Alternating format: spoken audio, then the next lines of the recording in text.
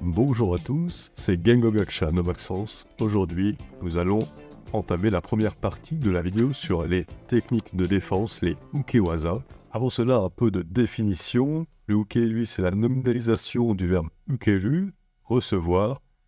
En japonais, on va également parler de réception lorsque l'on reçoit un coup. C'est pour ça qu'on va le traduire ici de défense, de blocage. Et le waza, quant à lui, c'est la technique. Donc le ukewaza, c'est une technique de blocage. Le keriwaza, c'est une technique de coup de pied.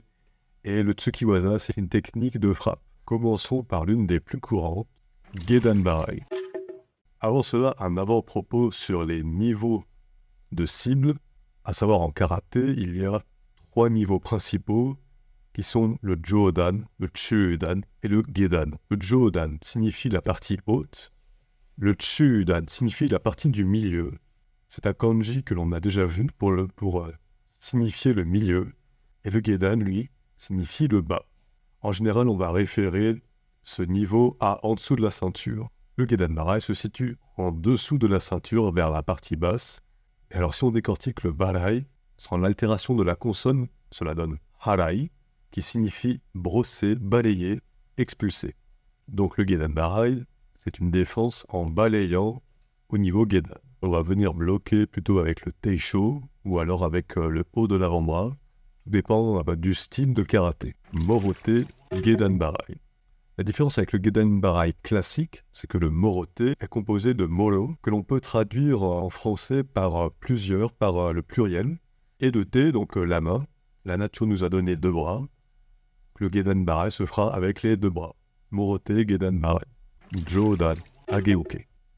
Vous auriez probablement remarqué que dans ce terme-là, on retrouve 2 fois le même kanji, à raison, donc le Jodan qui signifie la partie haute, et le Hagen qui est le kunyomi de Joho. Son verbe va signifier le fait de remonter ou de soulever. C'est une technique de défense que l'on retrouve dès le début dans le Heian Shodan, et c'est donc une technique de défense en remontant au niveau de Jodan.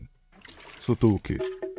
Pratiquant le japonais, j'ai eu beaucoup de mal avec le soto-uke ou le uchi-uke, car dans mon début, je me demandais si le soto était l'origine du mouvement, ou alors est-ce que le soto était, lui, la finition du mouvement. Ce qui fait que je confondais souvent les 2 défenses. Donc finalement, je me suis créé une petite phrase, comme font les japonais d'habitude avec ce genre de terme, pour me rappeler de la bonne défense au bon moment. Je mettais simplement, après soto ou uchi-uke, le terme made, qui lui signifie le point d'arrivée, donc, et qui s'antagonise au terme kara, qui lui signifie le point de départ. Donc admettons que je fasse mon soto-uke. Le soto-uke part du uchi, donc le kara. Uchi kara est fini en soto-made, donc il finit en soto. Alors je parle, mais qu'est-ce que veut dire soto? Soto, lui, signifie l'extérieur. Dans le cadre de soto-uke, on parle donc de défense extérieure ou de défense vers l'extérieur. Uchi-uke. Le terme uchi-uke, c'est l'antagoniste de la défense soto-uke. Uchi veut dire l'intérieur. Pour faire la petite phrase, c'est uchi-made uke, qu'on défend vers l'intérieur. Shuto-uke. Le shuto, comme nous l'avons vu dans la vidéo des termes de la main, c'est le sabre de main, c'est la partie extérieure de la main. Donc c'est la défense avec le shuto. Tate, shuto, uke. On se retrouve avec le même terme, à la simple différence que le tate, lui, signifie vertical, à la différence du shuto uke où l'on va le retrouver en biais, en naname. Lui, on va le retrouver à la verticale, donc en tate. C'est un blocage du shuto à la verticale.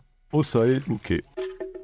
Le Osae uke, que l'on retrouve par exemple dans Heian Nidan, est un terme que l'on a retrouvé précédemment sur la vidéo format court du os. Comme vous pouvez le voir, c'est le même terme. Cependant, la prononciation et la nuance est différente.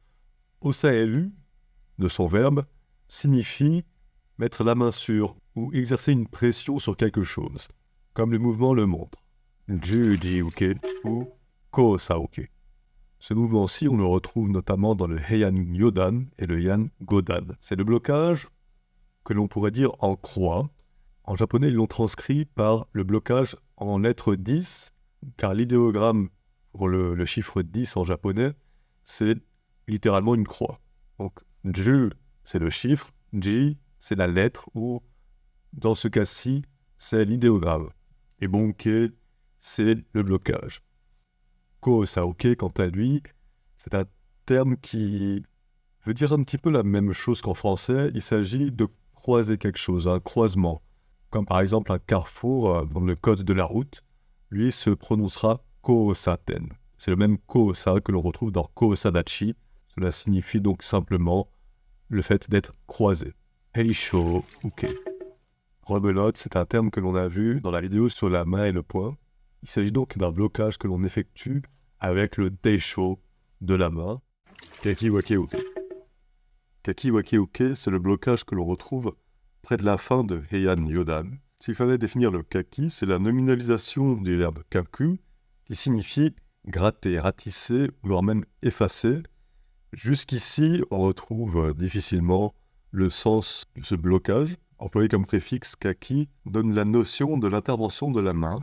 Quant au wake, celui-ci est la nominalisation du verbe wakeru, qui signifie diviser. C'est donc le blocage de division par les mains. En essayant de trouver le mot juste à travers la traduction, kakiwaken serait se frayer un chemin. J'espère que la vidéo vous aura plu.